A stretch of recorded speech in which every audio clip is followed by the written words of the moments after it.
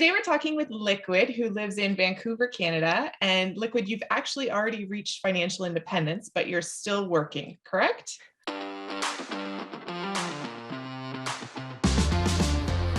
That's right. I'm planning to retire from my 9 to 5 later this summer. And you are how old? I'm 34 right now. Amazing. That's so great. So today we were just going to have a conversation and ask you a few questions that might be interesting to some of our viewers. Cool. I'm going to ask the first one. We have been sharing our journey to financial independence, as you know. But in our case, we always talk about Liquid, but there's somebody, with you on this journey as well. How did you and your wife get started on the FIRE movement, and give us some background? Yeah, so I haven't talked about this before, but my wife and I actually got started separately in real estate. She bought a condo, and then I bought a condo, both in our 20s. Mhm. And then afterwards, we met and we combined our finances. And then we also at the same time, just by ourselves, we invested in different liquid assets like stocks and funds, different things like that. And once we combine our finances, we found out that it's actually quite possible to just retire early and reach financial independence. And I've actually already kind of done that myself when I was about 32 or 33. And with her extra income and with the investments that we've been saving, we've actually had quite a big increase in our portfolio size and in our net worth. So we figured that, this year would be a great time for both of us to retire. That's great. So are you guys living on her income right now, or how is that working for you? Well, we're basically living off our passive income right now. So all of the income that I'm making from my current job, I'm just stashing away in investments. And she's doing the same thing. She's working part-time and she's based on commissions. So she has the freedom to really just quit anytime she wants. Oh, That's great. Amazing. I have a question that we didn't actually write down. So we just, today actually, as we're recording this, we just released a new video. And part of that video was us planning what our FIRE retirement after work vision was. What is that for you and your wife? What do you guys envision for this time in July when you're ready to pull the trigger and stop working? Pretty much what we're doing right now on the weekends, right? Because what really gets me excited about financial independence is the ability to not care about money so much anymore and to not have to be forced to work and get up early. So whenever I go on vacation or take like a long break from work or even like a long weekend and I get back to work, and even though I like what I'm doing, I don't like getting up in the morning so early because I'm a night owl.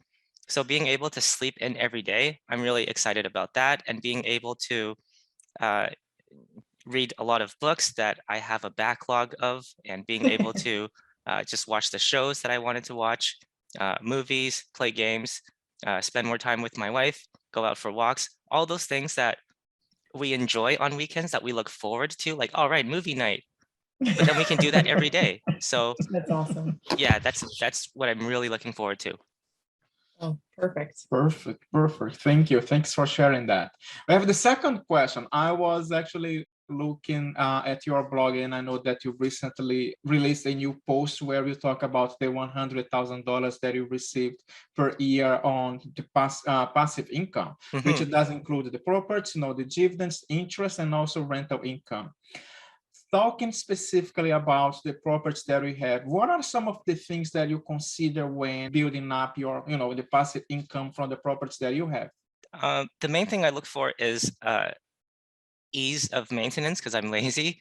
So I choose properties that are well maintained. I choose tenants that are well vetted and they have high incomes. They're quality people.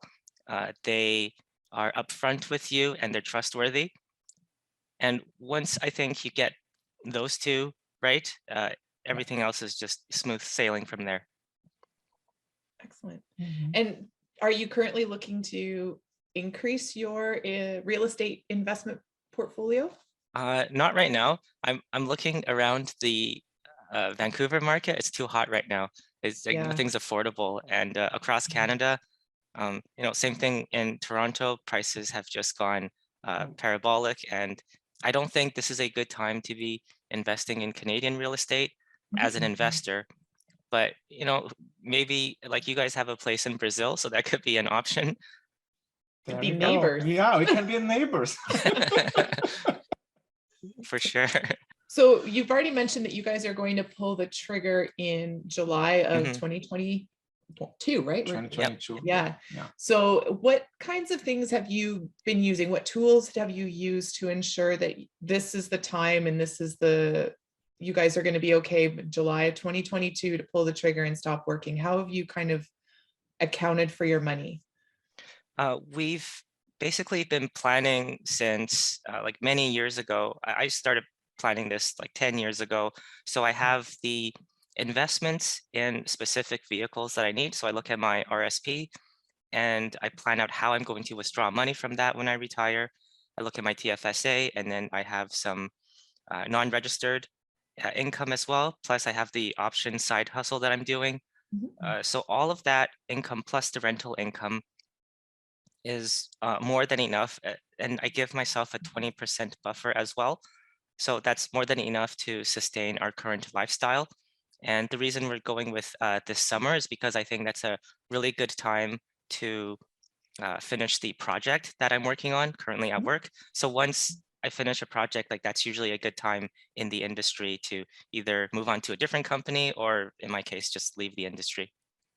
And one more question kind of connected to that, which is the drawdown strategy, which you created a video a few weeks ago on your channel as well. It was amazing. And when I was looking with Christian, and I said, oh my God, we have to consider this, we have to consider that. What is the strategy that you have to start withdrawing that money? The strategy started with a spreadsheet. I have columns for different investment vehicles, how I'm going to draw it from, and then I have tax consequences for each. So I just played around with it and see what made the most sense tax-wise, because the idea is to spread out the tax burden so it's fairly even throughout the rest of my life. So from now until like I turn 100 or something. Yeah, 105, I remember that. Yeah. Yeah, like what is the best way to withdraw money from all of these different investment accounts so that the tax payment across time is the most even, is the most flat. And so that's how I came up with that strategy over time, taking into consideration once I turn 65, I can start taking OAS. And I'm planning to take CPP at age 60. So, but that's still quite a long way away.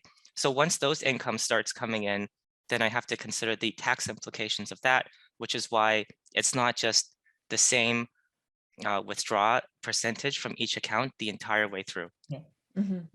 And did you obviously you came up with this on your own. Did you ever consider going and speaking to like a fee-only financial advisor about it?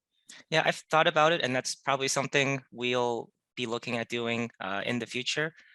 Right now, all the information I've gathered is just from the CRA website and from other blogs and other finance people talking about taxes.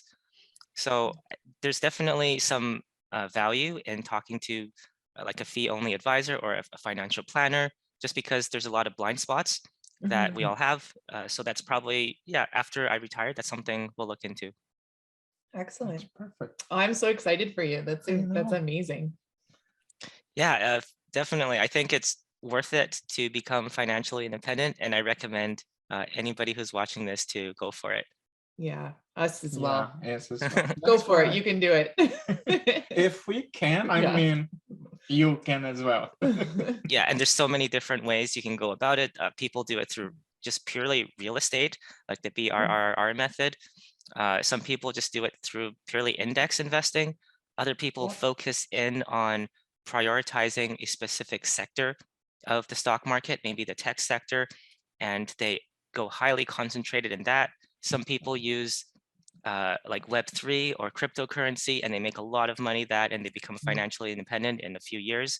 There are just so many different ways that no matter who you are, you probably have some unique knowledge or some interest that will take you towards a part of that domain of knowledge that will give you the skill and the confidence. And if you really dig into it, you can probably find a way, your own way, to become financially independent. Definitely. Couldn't agree more. Yeah, definitely. So Liquid, what's the name of your channel and your blog, just for people so they can go check you out? Yeah, my YouTube channel is Freedom35 Blog, and then the blog has the same name. So the blog and YouTube channel I update on a weekly basis. The blog is more for going into details about my own finances, and then the YouTube channel is good for making videos for people to watch that, because some of the concepts require some visualizations to make it make sense. So I think that's where the video comes in and helps with that. And even though we only have decided, have agreed with 4 questions, you're gonna ask a 5th one if you don't mind. Not at all. What's the 5th one? Oh, that's the 5th one. Oh. You're the one that you. Oh yeah, no, I did. I came up with this one. Okay, so you're 34 now. If you were to go back to your early 20s when you started your financial independence journey, is there one tip or idea that you would tell yourself at that age that would benefit you, or you would think would benefit you more down the road? Yeah, I think I would tell myself to become an independent thinker and to use my own experience to make decisions instead of listening to other people. Yeah, that's a good one That's too. a good right? one. Yeah. That's perfect. Well, we want to say thanks for your time. We are avid fans of your channel.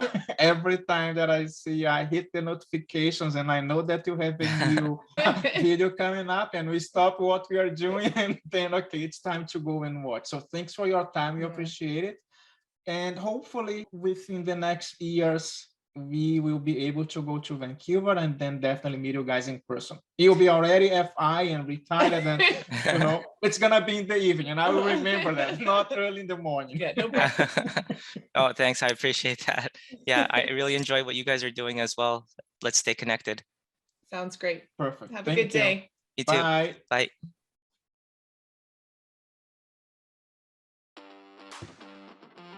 All right. So.